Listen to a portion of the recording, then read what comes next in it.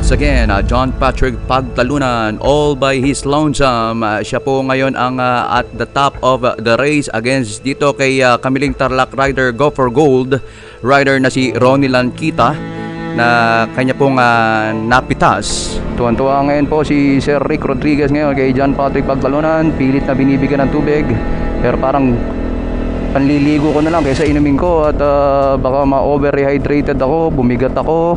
At chinecheck din ni Sir Rick Rodriguez kung may kakainin pa siya at na nagkalat po ang mga kumbaga para pong may nag-landslide talaga dito, no? All over this stretch mga kaibigan, a landslide prone area. John Patrick Pagtalunan, 22, staying the course, very determined, persistent. Now this a solo race leader at the head of the race. Itong si John Patrick Pagtalunan. Wala pa rin po tayong live ngayon, putol na putol.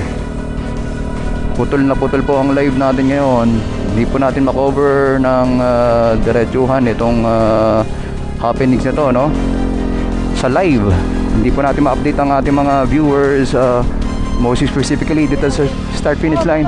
Break. Up close and personal, ladies and gentlemen, John Patrick Pagtalunan po ang nasa harapan nyo, a 20-year-old former Nueva Ecija cycling team member, born on December 20, 2003. Siya po ay taga San Leonardo, Nueva Ecija. At kinukulit po niya yung sarili niya as a climber and at the same time a sprinter. Siya po ay nakapag-compete sa Ronda Pilipinas in 2022. Memorable po yan sapagkat isa po siya sa dalawang rider na figured in an accident during the team trial in LBC Ronda Pilipinas 2022. Siya rin po ay National ITT Silver Medalist in 2019. At ngayon po ay pinakita lang niya na talagang malapit ni KOM.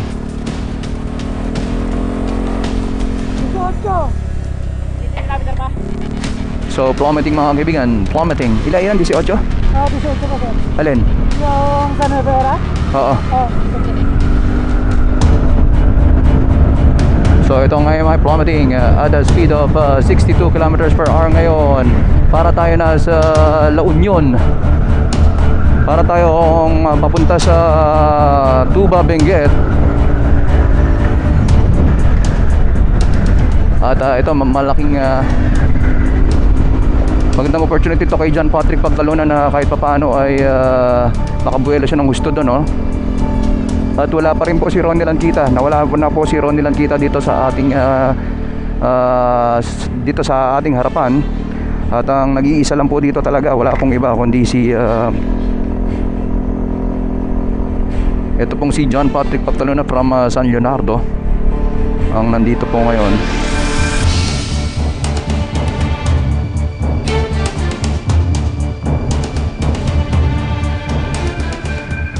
Again, John Patrick Pagtalunan, a former Ronda Pilipinas competitor in 2022 from San Leonardo, Nueva Ecija, born on December 20, 2003.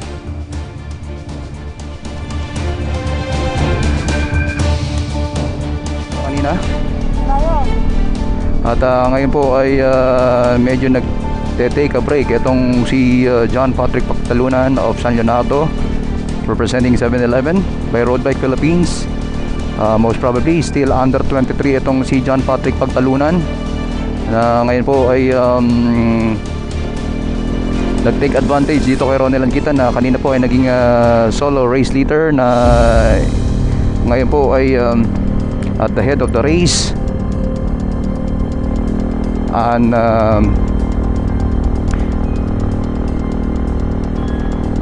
course unmolested at this juncture itong si John Patrick Pagtalunan. Ayan po, medyo tumataas na po at nag-iibang kulay na po ang mga dito, yung mga kapaligiran dito, yung mga puno, no? So napakaganda po, para tayong nasa ibang bansa na talaga. Nasa Dadamuen. Nasa Dadamuen po tayo. Still in Abra, no? Dadamuen in Abra. So So ito po ang mga kanyang dadaanan, ano, medyo undulating at dire-diretso lang tayo at nakita natin ang mga pine trees dito. In other words, malamig dito sa portion na to at itong stretch na to ay nakita naman natin na accident or landslide prone area din to. At sa ngayon ay solong tinatahak at ini-stream nitong si John Patrick Pagtalunan itong particular section na ito. So ito po mga kaibigan is John Patrick Pagtalunan. About 18 kilometers, ano? About 18 kilometers to Nueva Era, the first town of Ilocos Norte after Abra, no? Dito sa race course ito.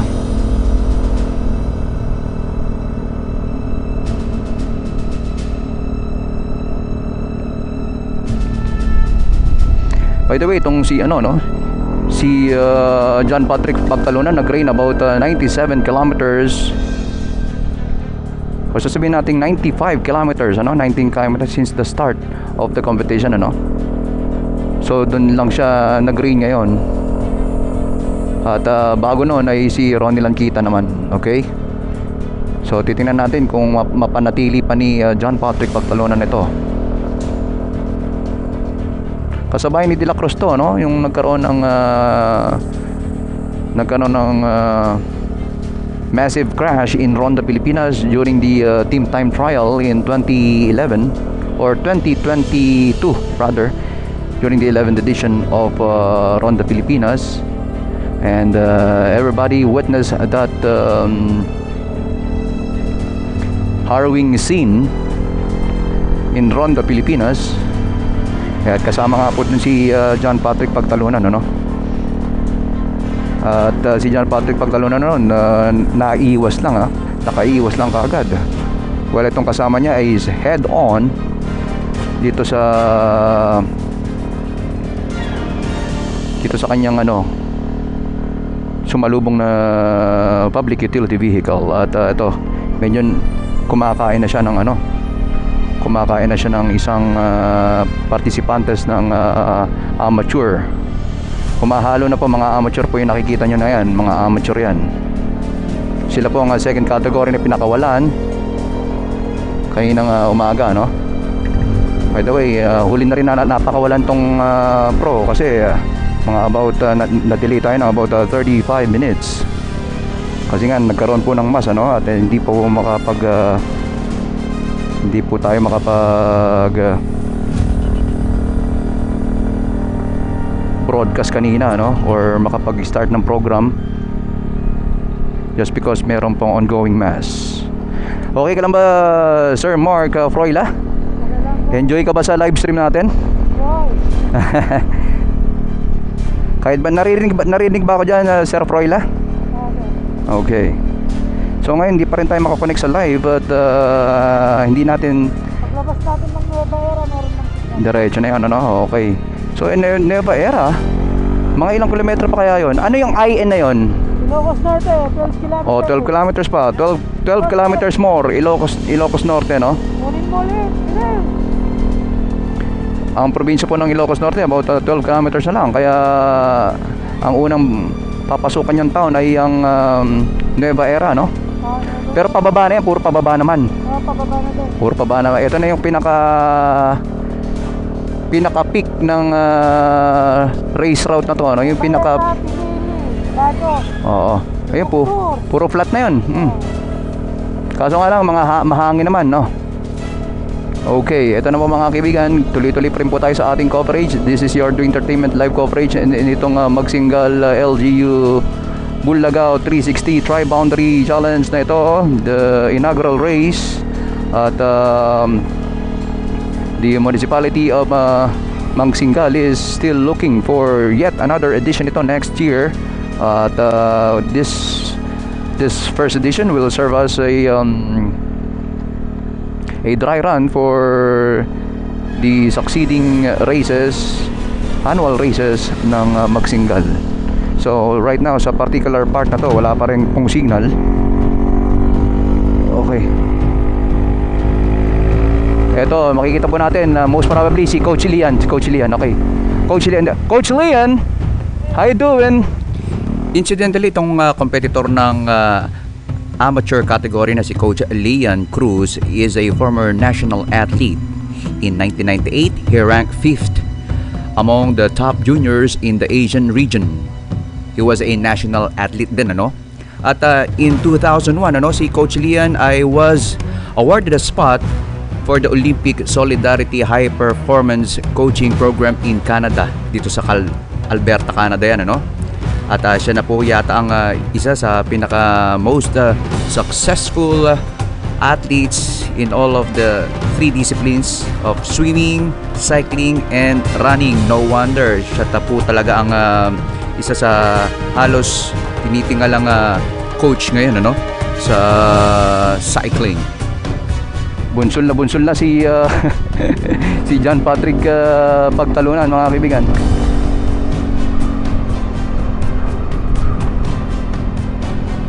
So si John Patrick Pagtalunan, pride of San Leonardo. By the way, we'll be covering San Leonardo Cycling Challenge on May 23, 2024. At hintayin nyo lang po. Okay, John Patrick Pagtalunan, 30 kilometers per hour, negotiating the 2% undulating race course at the moment.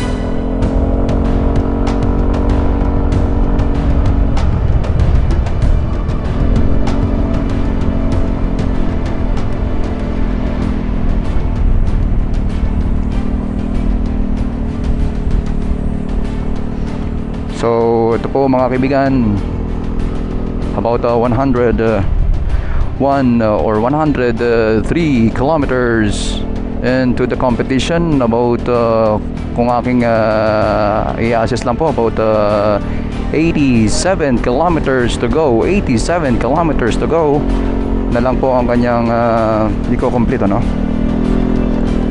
2% and counting.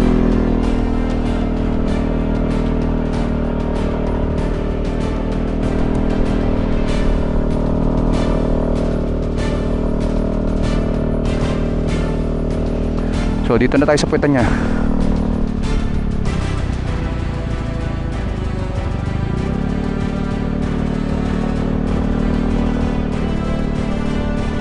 Kita na. Kategory na.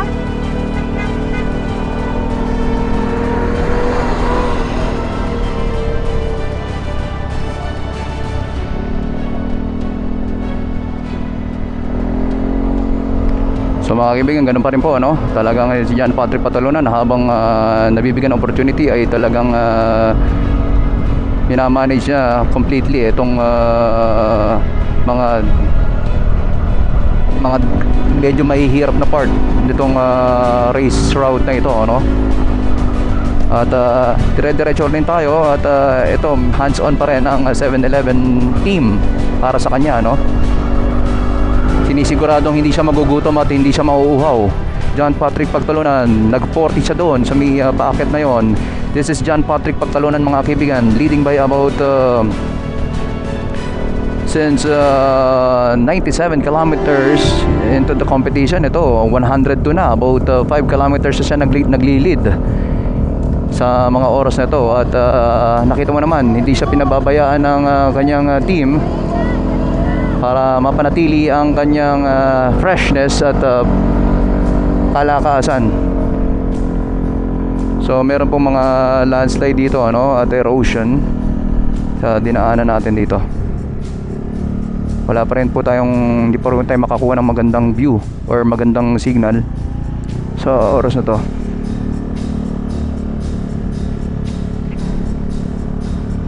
By the way, itong si John Patrick Pagtalunan is being managed by Sir Rick Rodriguez, who is a cycling aficionado and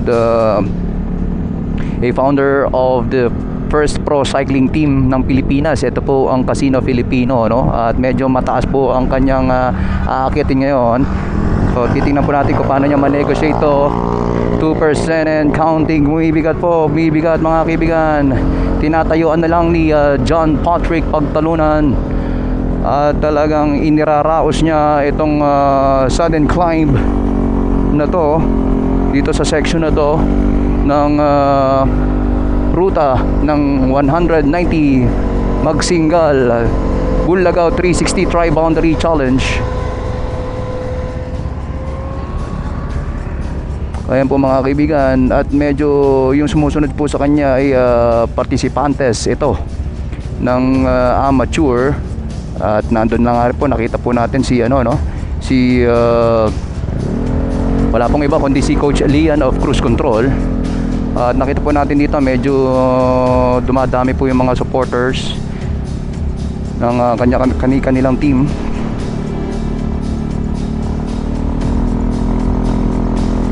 At hanggang ngayon po ay talagang hindi po tayo makapag-live ng diretsuhan dito.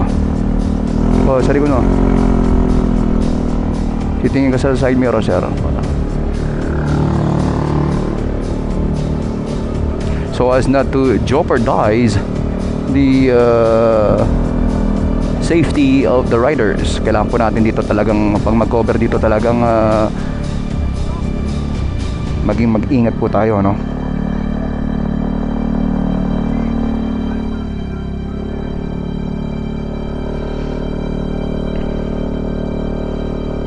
Kakasin mo to, boss. Hello, kaway-kaway. Salamat today. Oo nga. Alright, nakita po natin may mga lovebirds na nakasabit sa pine tree. Sa hindi inaasahang lugar na to, na magkakaroon ng mga lovebirds na of course dumadapo sa mga pine tree or even evergreen tree dito sa particular section na to.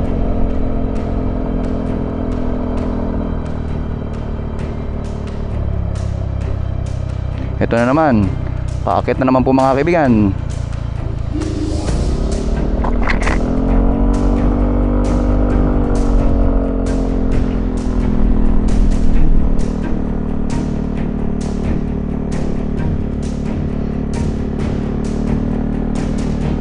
So mga kaibigan, still determined, 14 kilometers per hour po mga kaibigan, at negotiating the uphill portion dito sa particular section na to. 10% po yan habang tumitingin po siya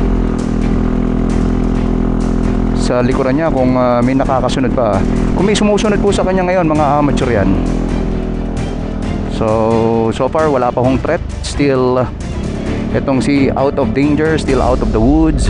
Etong si John Patrick Pagtalunan right now. At titingnan po natin pa ang mga iba pang mga development, titingnan po natin mga development. By the way, sa mga nanonood ng live dito, it's John Patrick Pagtalunan at the head of the race, leading for more than 6 kilometers right now. Talagang na-overwhelm po niya ang kanina pong solo supreme race leader na si Ronnie Lantita. Ano to, bababa na? So pumasok na po mga kaibigan. Ito na po mga kaibigan, about 4 riders. 4 riders na po ang nasa harapan natin ngayon. After John Patrick Pagtalunan rain for several kilometers, about 6 kilometers ang ni-rain niya dito sa mga kabundukan. Ito matagal-tagal din yun. Mas matagal siya na nag-rain kaysa kay Ronnie Lantita. Honda Pilipinas 2020. Bunganga or possible